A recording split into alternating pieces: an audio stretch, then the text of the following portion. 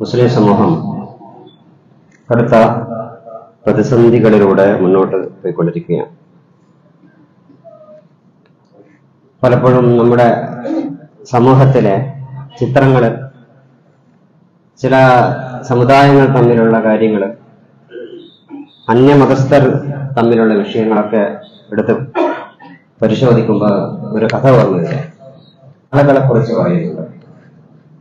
ഒരു കറുത്ത കാളയും ഒരു വെളുത്ത കാളയും ഒരു ചുവന്ന കാളയും.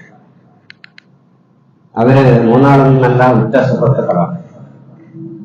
അവരൊരുമിച്ച് പുൽമേടുകളിലേക്ക് ഭക്ഷണം കഴിക്കാൻ പോകും. തിരിച്ച് യജമാന്റെ അടുത്തേക്ക് പോകുമ്പോഴും ഒരുമിച്ച് തന്നെ. കാലം കുറെ കഴിഞ്ഞ് മൂന്നാളും ഒരുപോലെ തടിച്ചു കൊടുത്തു. കാട്ടിലുള്ള രാജാവായ സിംഹം ഇതിങ്ങനെ നോക്കിക്കാണുന്നുണ്ടായിരുന്നു. തടിച്ച് കൊഴുത്ത വെളുത്ത കളയെ കണ്ടപ്പോ അതിന് വല്ലാത്ത കൊതി തോന്നി. അത് വളരെ ആർത്തിയോടുകൂടി ഈ വെളുത്ത കാളയുടെ മേലെ ചാടി വീണതും ബാക്കിയുള്ള രണ്ട് കാളകൾ കൂടി വന്നിട്ട് ഇതിനെ മൂന്നാളും കൂടി ഒരുമിച്ച് ആക്രമിച്ച് കാട്ടിലേക്ക് തിരിച്ച് പറഞ്ഞേക്കുകയാണ് സിംഹം. ഇതാണ് കഥ. കാലം കുറെ കഴിഞ്ഞ് ഈ സിംഹത്തിന് ആർത്തി മൂത്ത് ഈ വിഷയം തന്റെ മന്ത്രിയായ കുറുക്കനോട് പറഞ്ഞത്ര. കുറുക്കൻ പറഞ്ഞു, അത് ഞാൻ ഒപ്പിച്ചതാ. കുറുക്കൻ നല്ല കറുത്ത കാളയുടെ അടുത്ത് പോയിട്ട് പറഞ്ഞു, ആരോടും പറയണ്ടെന്ന്. വേറൊന്നും പറഞ്ഞില്ല, ആരോടും പറയണ്ടെന്ന്. കുറുക്കൻ തിരിച്ചുപോയി. കുറുക്കൻ ഈ ചെവിയിൽ പറയുന്നത് മറ്റുള്ള കാളകൾ കേട്ടു.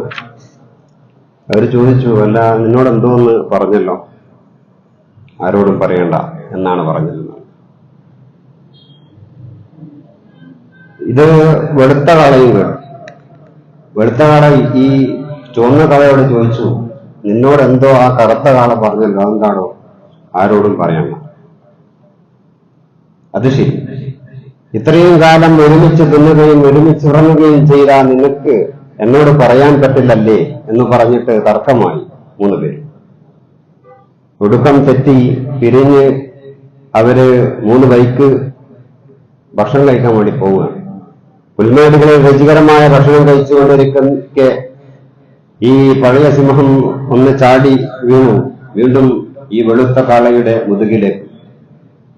അതിന്റെ ചോര ഊറ്റിക്കുടിക്കുന്ന സമയത്ത് ഇത് വളരെയധികം സന്തോഷിച്ചു. മറ്റു രണ്ടുപേരും ശത്രുക്കളായതുകൊണ്ട് നോക്കിയില്ല, കണ്ടുമില്ല, തിരിഞ്ഞു നോക്കിയുമില്ല. ഒടുക്കം അവസാനത്തെ കാള കറുത്ത കാളയെയും കൊല്ലുന്ന സമയത്ത് ഈ കറുത്ത കാള പറയുന്നുണ്ട്, അമൂതു ലമ്മ അക്കൽത്ത അല്ല ബിയവ. നീ വെള്ളക്കാളയെ തിന്നുമ്പോൾ തന്നെ ഞാൻ മരിച്ചിരുന്നു എന്ന് ഞാൻ മനസ്സിലാക്കിയിരുന്നുവെങ്കിലെന്ന്. പ്രിയമുള്ളവരെ, നമ്മള് കഴിഞ്ഞ ആഴ്ച പറഞ്ഞത് വഖഫ് സ്വത്തുമായി ബന്ധപ്പെട്ട വിഷയമാണ്. ഒരു മുസ്ലിം എന്നുള്ള നിലക്ക് വഖഫിനോട് നമ്മൾ കാണിക്കുന്ന മര്യാദയും അല്ലെ എന്തുകൊണ്ട് എങ്ങനെയാണ് വഖഫ് എന്നൊക്കെയാണ് നമ്മൾ പറഞ്ഞത്. അപ്പോൾ വഖഫുമായി ബന്ധപ്പെട്ടുള്ള തർക്കങ്ങൾ നിലനിൽക്കുന്നത് ഇതാദ്യമായിട്ടാണോ എന്ന ഒരു പരിശോധന നമ്മളൊന്ന് പറഞ്ഞിരുന്നു. നമുക്കറിയാം, നമ്മുടെ നാട് മുമ്പ് ബ്രിട്ടീഷുകാരുടെ കൊളോണിയവൽക്കരണത്തിന്റെ കീഴിലായിരുന്നു, ഭരണത്തിന്റെ കീഴിലായിരുന്നു. രാജ്യമൊട്ടം ഇന്ന് അമേരിക്കയുടെ കീഴിലാണെന്നതുപോലെ സോവിയറ്റ് യൂണിയന്റെ കീഴിലും ആയി വന്ന ഒരു കാലമുണ്ടായിരുന്നു. അന്നും ഇസ്ലാമുണ്ട്, മുസ്ലിങ്ങളുണ്ട്, ഇസ്ലാമിക രാജ്യങ്ങളുമുണ്ട്. 947 മുമ്പ്, അതായത് നമ്മുടെ സ്വാതന്ത്ര്യം കിട്ടുന്നതിന്റെ മുമ്പ് നമ്മുടെ രാജ്യത്തിന്റെ അവസ്ഥ എന്തായിരുന്നു, മുസ്ലിങ്ങളുടെ അവസ്ഥ എന്തായിരുന്നു? അന്ന് ഈ പറയുന്ന മാതിരിയുള്ള വഖഫുകളും ശരിയായ ലോകളുമൊക്കെ നിയമങ്ങളുമൊക്കെ എവിടെയായിരുന്നു, എന്തായിരുന്നു സ്ഥിതി എന്നുള്ളത് നമ്മളൊന്ന് പഠിച്ചു നോക്കണം. കാരണം ഇത് പുതിയ കാലഘട്ടത്തിൽ ഇസ്ലാമിനെതിരെ ശത്രുക്കൾ പറയുന്ന ഒരു കാര്യം, വഖഫ് എന്ന നിയമവുമായിട്ട് നിങ്ങൾ ഞങ്ങളുടെ വീട്ടിന്റെ അടുത്ത് വന്നിട്ട് ഞങ്ങളുടെ വീട് കൂടി നിങ്ങളുടെ വഖഫിലേക്ക് ചേർക്കുന്ന കാര്യമാണ്, നിയമമാണ് എന്ന തെറ്റിദ്ധാരണ സമൂഹത്തിലുണ്ട് എന്നതുകൊണ്ടാണ്. അപ്പൊ നമുക്ക് ചരിത്രം പറഞ്ഞു കൊടുക്കാൻ കഴിയണം.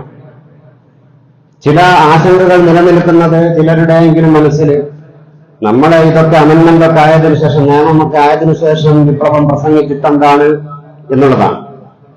അപ്പൊ സ്വാഭാവികമായിട്ടും നമുക്ക് ചരിത്രത്തിന്റെ പിന്നിലേക്ക് തിരിച്ചു പോകേണ്ടി വരും. കാരണം മുമ്പും ഈ വക്കത്തിൽ തൊട്ട് ആരെങ്കിലും കളിച്ചിട്ടുണ്ടോ എന്ന് നമുക്ക് ഒന്ന് പരിശോധിക്കേണ്ടി വരും.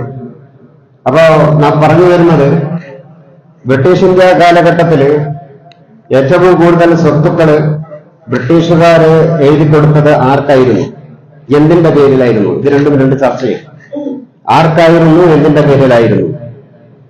3 തരത്തിലുള്ള ആളുകൾക്ക് ഇവിടെ എഴുതി കൊടുത്തിട്ടുണ്ട്. ഒന്ന് ക്രിസ്തീയ സഭകൾക്കാണ്, 2 അന്നുള്ള വരേണ്യ വർഗത്തിനാണ്, 3 സമരത്തിന്റെ ഒടുക്കം മുസ്ലിങ്ങൾക്കുമാണ്. ഇത് മൂന്നായി തന്നെ പരിശോധിച്ച് നോക്കിയാൽ പച്ചയായ പക്ഷപാതത്തിന്റെ കഥകൾ നമുക്ക് മനസ്സിലാക്കാൻ സാധിക്കും. കേരളത്തിലെ പഴക്കമുള്ള ക്രൈസ്തവ സഭകളെ നമുക്കൊന്ന് പരിശോധിച്ച് നോക്കാം. ഈ സഭകൾ മുഴുവനും ബ്രിട്ടീഷുകാരുടെ കാലഘട്ടത്തിൽ ഇഷ്ടംപോലെ സമ്പത്ത് ഗവൺമെന്റിന്റേത് പ്രൈവറ്റ് ട്രസ്റ്റുകൾക്ക് കൊടുത്തിട്ടുണ്ട്. ഇപ്പൊ പറയുന്ന കാര്യം എന്താ? പ്രൈവറ്റ് ആയിട്ടുള്ള കുറെ ആളുകളുടെ ഭൂമി ആണ് വിഷയമായിട്ടുള്ളത്. അപ്പോ കേരളത്തിലെ ഏറ്റവും പഴക്കമുള്ള സിറിയൻ ഓർത്തഡോക്സ് സഭ, അതിന്റെ പ്രധാന കേന്ദ്രങ്ങളായിട്ട് കോട്ടയം, പുത്തേക്കുരിശി തുടങ്ങിയിട്ടുള്ളതൊക്കെ നമ്മൾ വാർത്തകളിൽ നിറഞ്ഞു നിൽക്കുന്നതാണ്. ഒരു വേള ചില കുരിശിന്റെ യാത്രകളൊക്കെ കാണുന്ന സമയത്ത് ഒരു വലിയ പേജ് തന്നെ ചില പത്രമാധ്യമങ്ങൾ അതിന് നൽകാറുണ്ട്. അതിന്റെ സ്വത്ത് ഘടന എന്ന് പറയുന്നത് എത്രത്തോളം എന്നാൽ ഈ ക്രിസ്തീയ സഭകൾ തമ്മിൽ പോലും വലിയ പ്രശ്നങ്ങളും ചർച്ചകളും അടികളും സംഘർഷങ്ങളും ഒക്കെ ഉണ്ടായ ഒരു കാലമുണ്ടായിരുന്നു. എന്തിന്റെ പേരിൽ? അവർക്ക് ലഭിച്ച ഈ ഭൂമിയുടെയൊക്കെ പേരിൽ.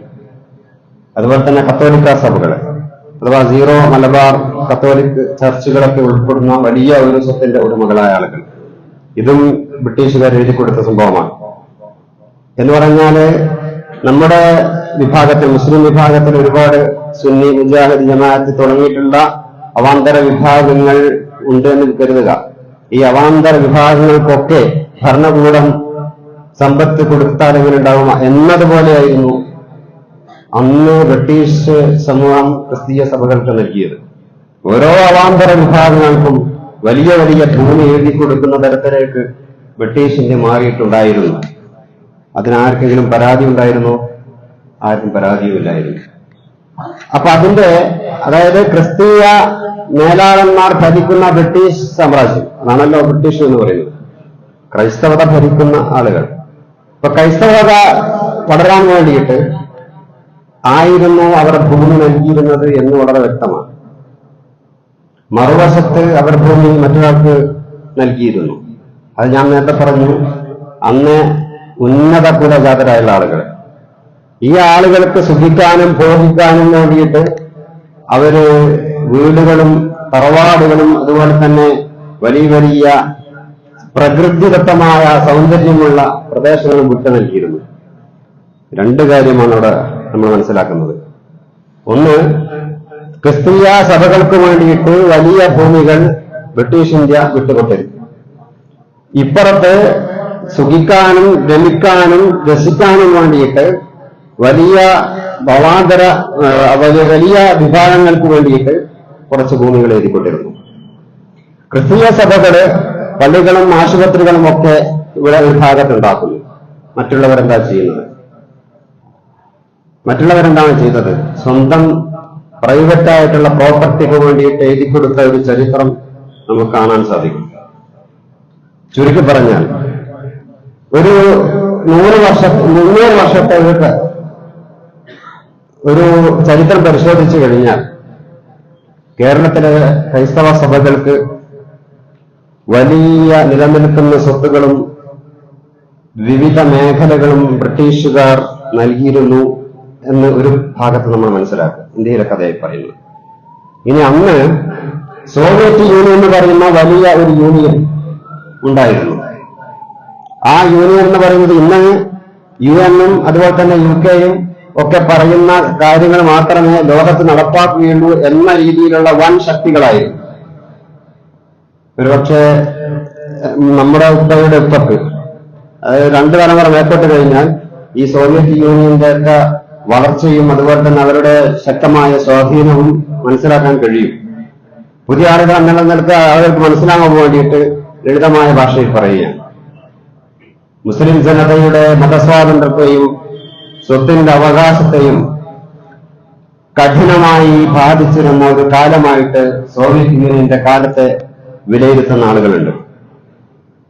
അതായത് റഷ്യയിലെ മുൻ ജനത, ആ ജനത വലിയ സമ്പത്ത് പള്ളികൾക്കും മദ്രസകൾക്കും ഹോസ്പിറ്റലുകൾക്കും ഖബർസ്ഥാനും വേണ്ടിയിട്ട് ഇവിടെ നൽകുകയുണ്ടായി. ഇസ്ലാമിക നിയമം അനുസരിച്ച് നൽകിയ ഈ ഭൂമിയൊക്കെ തന്നെ വഖഫ് സ്വത്തുക്കൾ, ഇന്ത്യയിലെ കാര്യം എല്ലാവരും മൊത്തത്തിലാണ് പറയുന്നത്, വഖഫ് സ്വത്തുക്കൾ എന്ന രീതിയിൽ എല്ലാവരും മുസ്ലിങ്ങളെ തന്നെ പരിഗണിച്ചു വരുന്ന ഒരു കാലം, അത് സംരക്ഷിച്ചു വരുന്ന ഒരു കാലം. എന്നാൽ 1917, അതായത് 3 വർഷങ്ങൾക്ക് മുമ്പ് കമ്മ്യൂണിസ്റ്റ് ഭരണകൂടം മതവിശ്വാസത്തെ നിരാകരിച്ചു. ഇതൊരു സത്യമാണ്. ഏതെങ്കിലും പാർട്ടിയിലേക്കുള്ള ഒരു വൈരാഗ്യം കൊണ്ട് പറയുന്നല്ല, ചരിത്ര സംഭവങ്ങളൊന്ന് വിലയിരുത്തുക മാത്രമാണ് ചെയ്യുന്നത്. പിന്നീട് അതിൽ നിന്ന് നിലപാടുകളൊക്കെ മാറിയിട്ടുണ്ട് എന്നുള്ളത് വസ്തുതയാണ്. അത് ഞാൻ പിന്നീട് പറയാം. 1917 ഈ മാർക്സിസ്റ്റ് അല്ലെങ്കിൽ കമ്മ്യൂണിസ്റ്റ് ഭരണകൂടം മതനിരാസം എന്നുള്ളത് ഒരു പ്രമേയമായിട്ട് അംഗീകരിക്കുകയുണ്ടായി. മാത്രമല്ല, religion is option for people എന്ന് പറയുന്ന ഒരു തിയറി ഇദ്ദേഹം രൂപപ്പെടുത്തിയെടുക്കുകയും 1920-നും 30-നും കാലഘട്ടത്തിൽ വഖഫ് ഭൂമികൾ, പള്ളികൾ, സ്കൂളുകൾ തുടങ്ങിയിട്ടുള്ള എല്ലാ കാര്യങ്ങളും ഗവൺമെന്റിലേക്ക് ചേർക്കപ്പെടുകയുണ്ടായി. ഇത് സോവിയറ്റ് യൂണിയന്റെ ചരിത്രം പഠിക്കുമ്പോൾ നമുക്ക് മനസ്സിലാകുന്ന കാര്യമാണ്. മാത്രമല്ല, ഒരു പടി കൂടി അപ്പുറത്തേക്ക് പോയിട്ട് വഖഫ് പ്രോപ്പർട്ടി വർ നാഷണലൈസ്ഡ് എന്ന് പറയുന്ന ഒരു ടൈറ്റിൽ അവര് സ്വീകരിക്കുകയും വഖഫ് പ്രോപ്പർട്ടികളെല്ലാം തന്നെ രാജ്യത്തിലേക്ക് ചേർക്കപ്പെടുകയും, കാലഘട്ടം പറയുന്നത് അവിടെയുള്ള മതഭരണ കൂടങ്ങളെല്ലാം തന്നെ സ്കൂളുകൾ, മദ്രസകൾ തുടങ്ങിയിട്ടുള്ള എല്ലാ കാര്യങ്ങളും സൈനിക ക്യാമ്പുകളായി മാറ്റിയ ഒരു കാലം ഉണ്ടായിരുന്നു എന്ന് സോവിയറ്റ് യൂണിയന്റെ ചരിത്രമെടുത്ത് പരിശോധിക്കുമ്പോൾ മനസ്സിലാക്കും. വഖഫ് പ്രോപ്പർട്ടികളെല്ലാം തന്നെ സൈനിക താവളങ്ങളാക്കി മാറ്റി എന്ന് ചരിത്രം നമുക്ക് രേഖപ്പെടുത്തിയെടുക്കാൻ കഴിയും. വേറൊരു പ്രശ്നമുണ്ട്. ഈ ഡാറ്റകളെല്ലാം തന്നെ ഇപ്പോ വിലക്ക് എടുക്കപ്പെട്ടിരിക്കുകയാണ്. മുമ്പൊക്കെ നമുക്കറിയാം, ഗൂഗിളോ അല്ലെങ്കിൽ അതുപോലെയുള്ള പുസ്തകങ്ങളൊക്കെ വായിച്ചിട്ട് വേണം കാര്യങ്ങളും ഡാറ്റകളൊക്കെ നമുക്ക് എടുക്കാൻ വേണ്ടിയിട്ട്. എന്നാൽ ഇന്ന് ലൈബ്രറികളൊക്കെ എടുക്കപ്പെട്ട സമയത്ത് ഇതുപോലും ബിസിനസ് ആക്കിയിരിക്കുന്ന ഒരു കാലത്താണുള്ളത്. ഇത് പറയാനൊരു കാരണമുണ്ട്. കാരണം നമ്മുടെ നാട്ടിലെ ചില ആളുകൾ വാട്സപ്പ് യൂണിവേഴ്സിറ്റികൾ ഉണ്ടാക്കുന്ന കാലമാണ്. എന്ന് പറഞ്ഞാൽ അവനവൻ തന്നെ ചരിത്രങ്ങൾ പുതുതായി നിർമ്മിക്കുന്ന കാലം. ഇത് ചരിത്രത്തിലേക്ക് തിരിഞ്ഞു നോക്കിയാൽ അതെന്തോ ചോദിച്ചാൽ ചരിത്രത്തിന്റെ അവേദികളുടെ അത് ശൂന്യമായിരിക്കും. അങ്ങനെ ഒരു സംഭവമേ ഉണ്ടാവില്ല. അതുകൊണ്ട് അങ്ങനെയാണ് പറഞ്ഞത്. ഡാറ്റകൾ പോലും വാണിജ്യവൽക്കരിക്കപ്പെട്ടിരിക്കുന്നു, നമ്മുടെ പുസ്തകങ്ങൾ പോലും വാണിജ്യവൽക്കരിക്കപ്പെട്ടിരിക്കുന്നു. എന്ന് പറഞ്ഞാൽ ഇപ്പോ പുതിയൊരു സാധനമുണ്ട്. നമ്മുടെ വാട്സപ്പ് എന്ന് പറഞ്ഞാൽ ഞാനും നിങ്ങളും തമ്മിൽ എന്റെ നമ്പർ ഉണ്ടെങ്കിൽ സംവദിക്കാൻ പറ്റും എന്നതുപോലെ GPT-കളുടെ കാലമാണ്. നമ്മളെ ഒരു കാര്യത്തെക്കുറിച്ച് ചോദിക്കുക, ചാറ്റ് GPT-യെ കുറിച്ചോ അല്ലെങ്കിൽ വേറെ ഏതെങ്കിലും GPT-കളെ ചോദിക്കണം ഒരു സംഗതി, വഖഫിനെ കുറിച്ചുള്ള ഇസ്ലാമികമായ കാഴ്ചപ്പാട് എന്താണ്? അപ്പോ മുസ്ലിം അടിസ്ഥാനമില്ലാത്ത, ചരിത്രത്തിന്റെ അടിസ്ഥാനമില്ലാത്ത GPT-കൾ പറയും വഖഫ് ഈ രാജ്യത്തെ ജനങ്ങളിൽ നിന്നും പിടിച്ചെടുത്തതാണ്. അതുകൊണ്ടാണ് ഞാൻ പറഞ്ഞത്, ഡാറ്റകൾ പോലും വാണിജ്യവൽക്കരിക്കുന്ന കാലത്ത് ചരിത്രം നമ്മളൊന്ന് പഠിക്കുക എന്നുള്ളത് നമ്മുടെ ധർമ്മമാണ്. പറഞ്ഞു വന്നത്, 0 സഭകൾ മുതൽ നമ്മുടെ മതനിരാസ കേന്ദ്രങ്ങൾ വരെ വഖഫിനെ തൊട്ട് കളിച്ചിട്ടുണ്ട്. അതിന്റെ വർഷവും ഒക്കെ നമുക്ക് കൃത്യമായിട്ട് മനസ്സിലാക്കാൻ സാധിക്കും. ഓക്കെ, ശരി. ഈ വഖഫ് നാഷണലൈസ്ഡ് ചെയ്യപ്പെട്ടു. നമ്മുടെ രാജ്യത്ത് പറയുന്ന ഇത് രാജ്യത്തിന്റെ സ്വത്താണ്, ഗവൺമെന്റ് സ്വത്തിലേക്ക് കണ്ടുകെട്ടണമെന്നാണല്ലോ ഇതിന്റെ ഉദ്ദേശം. എന്ത് തന്നെയായാലും ആ ഉദ്ദേശത്തില് അങ്ങനെ നടന്നു എന്ന് കരുതുക. അങ്ങനെയാണെങ്കിൽ സോവിയറ്റ് യൂണിയനിൽ അന്ന് ഉണ്ടായിരുന്ന സംഭവം എന്തായിരുന്നു എന്ന് കൂടി നമ്മൾ ചോദിക്കണം. ആ ചോദ്യത്തിൽ നിന്ന് നമുക്ക് ഉത്തരം കിട്ടും. സെൻട്രൽ ഏഷ്യയിലെ മുസ്ലിം സമൂഹങ്ങൾക്ക് മുമ്പിൽ ഖബറിസ്ഥാൻ പോലും ഇല്ലാത്ത ഒരു കാലം ഊഹിക്കാൻ പറ്റുമത്? നമ്മുടെ നാട്ടില് മുസ്ലിങ്ങളെ ഖബറടക്കുവാൻ സ്ഥലമില്ല എന്ന് പറയുന്നതിന്റെ ഒരു പ്രയാസമെന്ന് ആലോചിച്ച് നോക്കൂ. സാധാരണഗതിയിൽ നമുക്കൊക്കെ അതിനൊരു സിസ്റ്റമുണ്ട്, ഒരു ഖബറിസ്ഥാനുണ്ട്. അമുസ്ലിങ്ങൾക്ക് അങ്ങനെ ഒരു സിസ്റ്റമുണ്ട്. ഏതാണെന്നറിയുക, അതും രസകരമാണ്. ആ രസം എന്താണെന്ന് ചോദിച്ചാൽ, ഏറ്റവും താണ ജാതിക്കാരന് വേണ്ടിയിട്ട് പ്രത്യേകമായിട്ട് അവനെ കുഴിച്ചു മൂടാൻ, ഖബറടക്കാനെന്നല്ല, കുഴിച്ചു മൂടാൻ വേണ്ടിയിട്ട് പ്രത്യേക സ്ഥലം. അല്ലാത്ത വരേണ്യനോ അവന്റെ വീടിന്റെ ചുവട്ടിൽ കിടന്നുറങ്ങാം എന്നതുപോലെയുള്ള അവസ്ഥ ഇന്ന് വൈകാരികമായി കണ്ട കാര്യമല്ല. ഒരു മതം പറയുമ്പോൾ ആ മതത്തിന്റെ ഗുണങ്ങളും പറയണം, ദോഷങ്ങളും പറയണം. ഇസ്ലാം മതം എന്ന് പറയുന്നത് എല്ലാ ജനങ്ങൾക്കും വേണ്ടിയിട്ട ഗുണഭോക്തൃ മതമാണെന്ന് മനസ്സിലാക്കാൻ കഴിയാൻ യാതൊരു കോമൺ സെൻസിന്റെ ആവശ്യമില്ല. കാരണം അതിന്റെ സമ്പത്തുകൾ ആരൊക്കെയാണ് ഉപയോഗിക്കുന്നതെന്ന് ചോദിച്ചാൽ മതി. മസ്ജിദുമായി ബന്ധപ്പെട്ട സമ്പത്തുകൾ ആരാണ് ഉപയോഗിക്കുന്നത്? അത് മുസ്ലിങ്ങൾക്ക് മാത്രമുള്ള ഒരു കാര്യം. സകാത്തുമായി ബന്ധപ്പെട്ട കാര്യം ആരാണ്? അതിൽ വഴിയിലുള്ള വഴിയാത്രക്കാരനുണ്ട്. അപ്പോ ഇസ്ലാമിന്റെ ഒരു കോൺസെപ്റ്റ് എന്ന് പറയുന്നത്, ഇസ്ലാം എന്ന് പറയുന്നത് ഒരു പ്രത്യേക ജാതിയുടെയോ മതത്തിന്റെയോ ഒരു പ്രത്യേക കമ്മ്യൂണിറ്റിയുടെയോ മതമല്ല എന്ന് ഇസ്ലാം കൃത്യമായി പറയുകയും, സംഭവം ഇസ്ലാമിന്റെ ബേസിലുള്ള ഒരു കാര്യമാണ് വഖഫ്. ശരി, ഇസ്ലാമാണ് അതിന്റെ അസാസ്, അതിന്റെ അടിസ്ഥാനം. ശരി, പക്ഷേ അതിന്റെ ഗുണഭോക്താക്കൾ ആരാണ്? മുസ്ലിങ്ങൾ മാത്രമാണോ? നമ്മളെ കഴിഞ്ഞ പ്രാവശ്യം പറഞ്ഞ. അപ്പം ഒരു വഖഫ് എന്ന് പറയുന്ന ഒരു സംവിധാനം ഈ ഭൂമിയിൽ ഇല്ല എന്ന് തന്നെ വെക്കുക. അതായത് മറ്റ് മനുഷ്യന്മാർക്കൊന്നും ഉപയോഗിക്കാൻ പാകത്തിലുള്ള ഒരു ഭൂമി ഇല്ല എന്ന് വിചാരിക്കുക, അല്ലെങ്കിൽ സേവനം ഇല്ല എന്ന് വിചാരിക്കുക. പിന്നീട് അവിടെ വരുന്നത് എന്താ? ആ സേവനത്തിന് പണം വാങ്ങുക എന്നുള്ളതാണ്. ഇസ്രായേൽ മുതലുള്ള അവിടുന്ന് ഇങ്ങോട്ടുള്ള ചരിത്രം എടുത്ത് പരിശോധിച്ചാൽ നമുക്കത് കൃത്യമായിട്ട് മനസ്സിലാകും. ഇതിന്റെ പിന്നിൽ ഇതൊന്നും അല്ലാത്ത ജാതീയതയും വർഗീയതയും അല്ലാത്ത ഒരു ബിസിനസ് കൂടിയുണ്ട്. നിങ്ങളുടെ ഖബറടക്കാൻ വേണ്ടിയിട്ട് നിങ്ങളിൽ നിന്ന് ചെലവല്ല, ഒരു പ്രത്യേക എമൗണ്ട് വാങ്ങുന്ന, നിങ്ങളുടെ വീട് വാങ്ങുന്നത് പോലെ ഖബറ് വാങ്ങേണ്ടി വരുന്ന ഒരവസ്ഥയിലേക്ക് സമൂഹത്തെ എത്തിക്കാൻ ഉള്ള ഒരു അമൻമെന്റ് കൂടിയാണ് എന്ന് നമ്മൾ മനസ്സിലാക്കേണ്ട കാര്യമാണ്. എന്താ തെളിവ് എന്ന് ചോദിച്ചാൽ, ഞാൻ നേരത്തെ പറഞ്ഞതുപോലെ സോവിയറ്റ് യൂണിയനിൽ ഇത് നിരോധിക്കപ്പെട്ട സമയത്ത് ഇമാമുമാർക്ക് ശമ്പളമില്ല. എന്തിനാ ഇമാമുമാർക്ക് ചോദ്യം? കൊലപ്പെടുത്തി കളഞ്ഞ ചരിത്രം നമുക്ക് മനസ്സിലാക്കുവാൻ സാധിക്കും.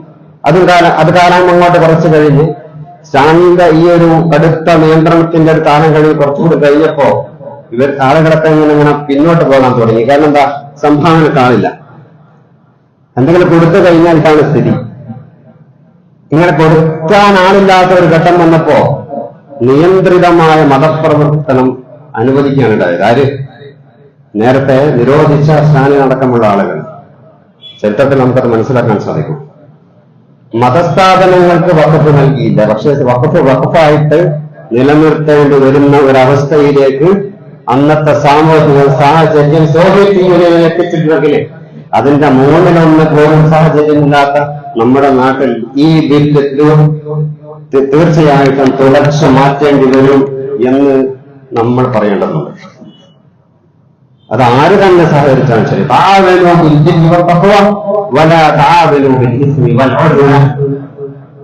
ശത്രുതയിൽ നിങ്ങൾ സഹകരിക്കണ്ട, തമ്മിലടിക്കല്ലേ. നിങ്ങൾ ബിറിന്റെ കാര്യത്തിൽ, നന്മയുടെ കാര്യത്തിൽ ഒരുമിച്ച് മുന്നേറണം. അതിന് ഈ സംഘം നോക്കേണ്ടതില്ല. ഒരു വേള മുസ്ലിമാണെന്ന് പോലും നോക്കേണ്ടതില്ല. അവന്റെ പിന്തുണ, അവളുടെ പിന്തുണ നമുക്ക് ആവശ്യമാണ്. ഇപ്പോ പലരും, കപിൽ ദേവിനെ പോലുള്ള പലരും, ഖുതുബ എന്ന് പറയുന്നത് രാഷ്ട്രീയ സംഗതികൾ പറയേണ്ടതല്ല, പക്ഷെ ഈ ഒരു വഖഫിന്റെ കാര്യത്തിൽ ഇടപെട്ട പലരെയും പിന്നിലേക്ക് പോകുന്ന സമയത്ത് വലിയ പിന്തുണകൾ നമുക്ക് ലഭിച്ചുകൊണ്ടിരിക്കുകയാണ്.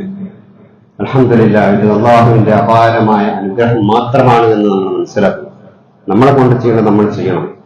മിനിമം ഒന്ന് പ്രാർത്ഥിക്കുകയെങ്കിലും വേണം. തെറ്റുകൊണ്ടാൽ അവന്റെ കൈകൊണ്ട് തടയട്ടെ. ഇതിനുള്ള സാഹചര്യം നമുക്കില്ല. അല്ലാഹു സുബ്ഹാനഹു വ തആല റസൂൽ അവസാനം പറഞ്ഞത് അവന്റെ മനസ്സുകൊണ്ടെങ്കിലും എതിർക്കട്ടെ എന്നുള്ളതാണ്. ഇങ്ങനെ ഒരുപാട് കാര്യങ്ങൾ ഇതുമായി ബന്ധപ്പെട്ട് നമുക്ക് പറയുവാനുണ്ട്.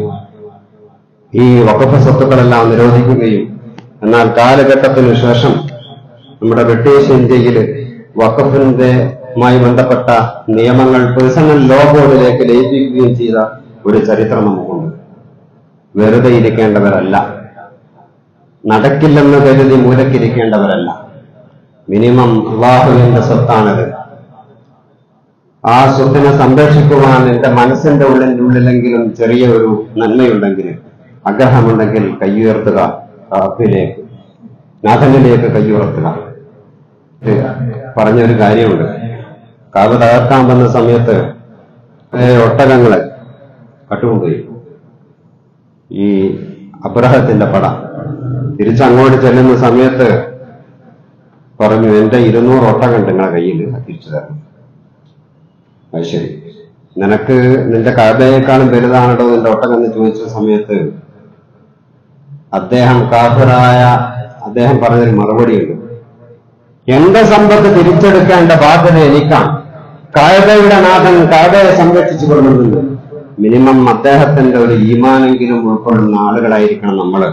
അള്ളാഹുവിന്റെ മസ്ജിദുകളും വഖഫ് സ്വത്തുക്കളും ഒക്കെ കൈ ഒഴിഞ്ഞു പോകുന്ന ഒരു സമയത്ത് എനിക്ക് മനസ്സിന്റെ ഉള്ളിൽ ഒരു ഛേദവുമില്ല എന്നാണ് നിങ്ങളുടെ മനസ്സെങ്കിൽ അറിയുക, അത് കുഫറിന്റെ മനസ്സാണ്. അള്ളാഹു കാത്തിരക്ഷമാറാകട്ടെ. അല്ലാഹു സുബ്ഹാനഹു വ തആല സൂക്ഷിച്ചുകൊണ്ട് ജീവിക്കണമേ എന്ന് രണ്ടാമതും വസിയത്ത് ചെയ്യുക. വിശുദ്ധ ഖുർആനിലെ ഒരു ആയത്തുണ്ട്, ومن أظلم ممن منع مساجد الله أن يذكر فيها اسمه وسعى في خرابها أولئك ما كان لهم أن يدخلوها إلا خائفين لهم في الدنيا خزي ولهم في الآخرة عذاب عظيم. അല്ലാഹു സുബ്ഹാനഹു വ തആലയുടെ മസ്ജിദുകൾ, അതിൽ അല്ലാഹുവിന്റെ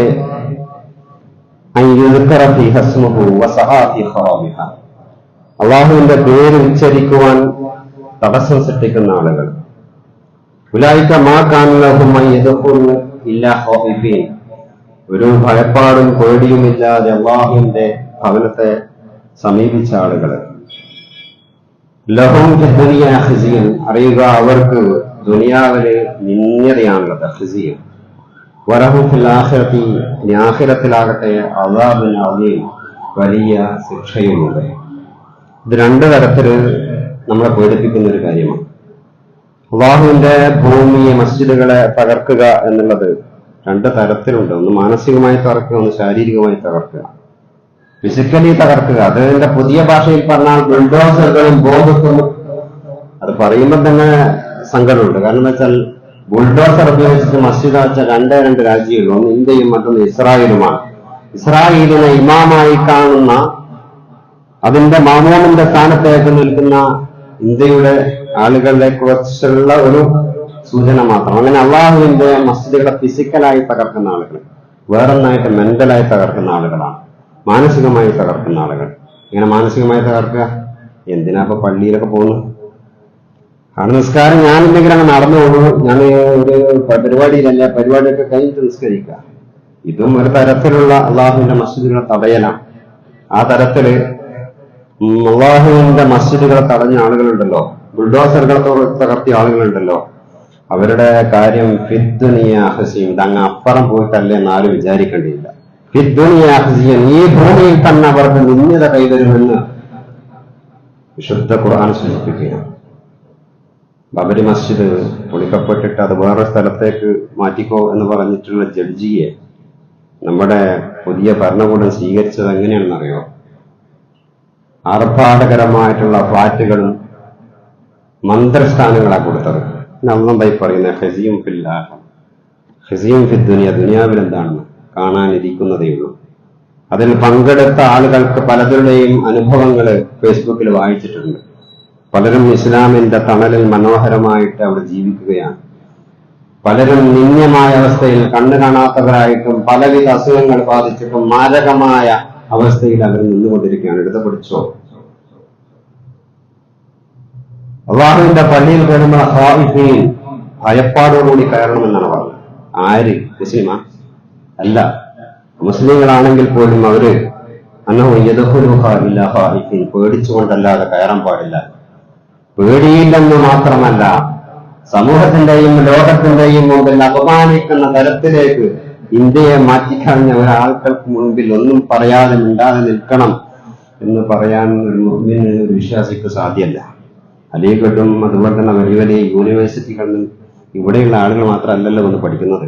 നമ്മുടെ ഈ ചുരുങ്ങിയ താവട്ടത്തിലുള്ള കാഴ്ചപ്പാടാണ് പ്രശ്നം.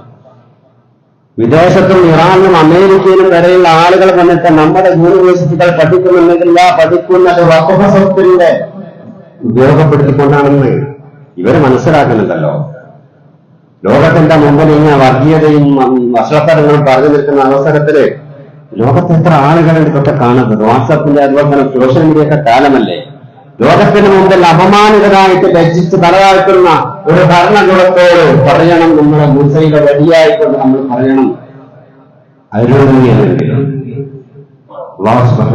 ആ തരത്തില് മുസ്ലിം സമൂഹത്തെ ഇസ്സത്താക്കി മാറ്റുന്ന ഒരവസ്ഥയിലേക്ക് മാറ്റി തരുമാറാവട്ടെ. നമ്മളുടെ ഈമാനികമായിട്ടുള്ള ചൈതന്യം ചോർന്നു പോകുന്നുണ്ടെങ്കിൽ റബ്ബ് ആ ഈമാൻ തിരിച്ചുകൊണ്ട് വന്നിട്ട് യഥാർത്ഥ മുഅ്മിനീങ്ങളുടെയും വിശ്വാസികളുടെയും കൂട്ടത്തിൽ നമ്മളെ ഉൾപ്പെടുത്തി അനുഗ്രഹിക്കുമാറാകട്ടെ.